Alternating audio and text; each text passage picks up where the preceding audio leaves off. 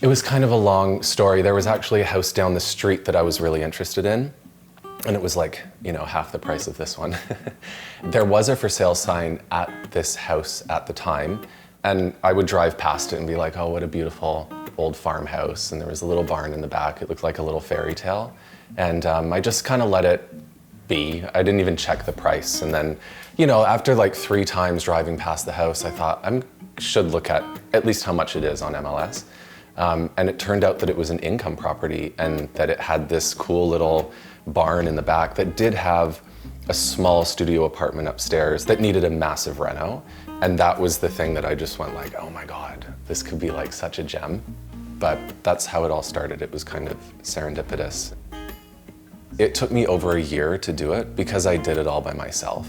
I mean, I had a little bit of help here and there, of course, but for the most part, I did all of it myself. I would be in here in like the freezing cold dead of winter, like with gloves on, you know.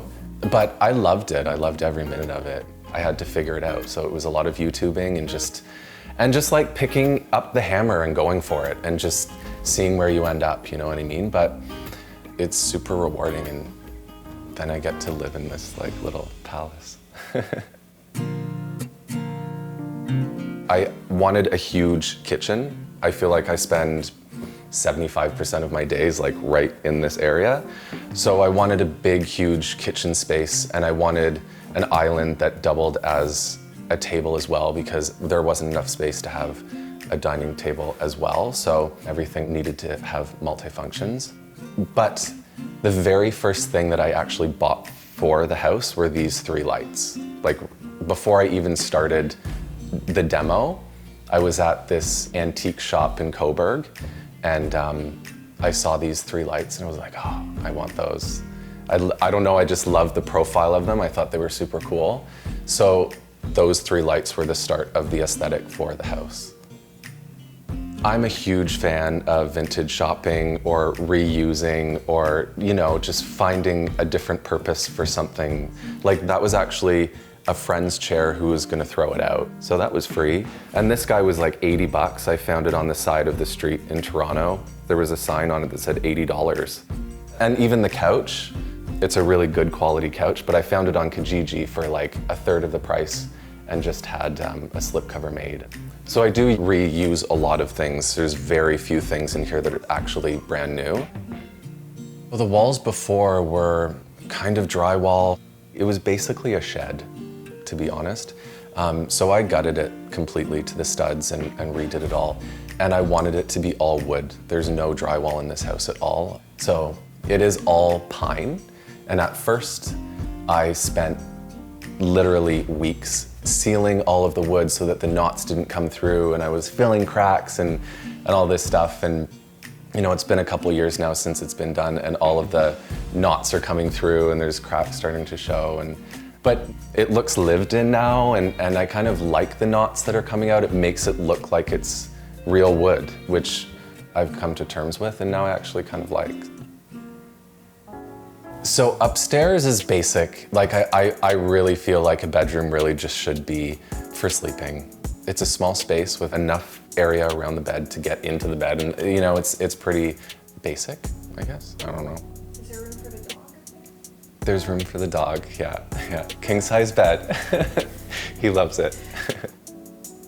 I've always been a fan of small living. I've never really had a lot of stuff. I just find that for me, I don't know, I like cozy, I like small, and I love the challenge of using every square inch in a house and making everything functional and not having a 10-room house to clean as well, like practical things. The studio was literally a shed that was just attached to the back of the house, and I was like, a little more space would be nice. So I blew out the wall. The washer and dryer used to be in that closet, and I just took them out and took down the wall behind it, and now I have this like cool little entrance into the studio space. And it's just a nice additional room, you know, that has a door. So it is nice to have that separate space just to be able to go and have some alone time. The washer and dryer are now in the shed in the back, and we don't need to talk about that. Yeah, I'm gonna have to make a laundry room at the back. I just haven't done that yet, but it's coming.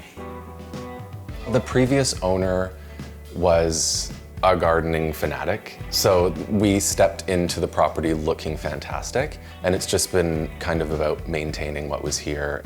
And it is beautiful. Like, it feels like we live in a park. It's pretty special. The outdoor kitchen started as, my mom does a lot of the gardening around here. She loves to be up here and just like, she's out here all the time, which is awesome. But she asked me if I would make her an outdoor sink. And I was like, oh, a sink could be extended with the countertop. And then it kind of turned into an outdoor kitchen. But I'm glad that we have it. We use it a lot, and I made like a really nice patio area back there. So we light fires and have friends over, and it's a great place to entertain. I do like to cook. I hope I'm getting better, you know, but I did want fresh ingredients. Like, how cool is it to be able to go outside and pick tomatoes and carrots and just everything? And I feel like part of living out here, for me, that was important. So I made this beautiful little garden that has pretty much everything you can grow in Ontario in it. So it's a little bit of a jungle, but it's fun. I love it. It started out as a project, and as time went by and I spent more time out here, it was fun. Like, I had a lot of fun with it. I think you have to have a certain amount of passion for design or creativity or things like that in order to take on the challenge. They always just kind of find me, and I know the next one will find me as well. So just kind of put that energy out there, and I'm sure it will land at my feet.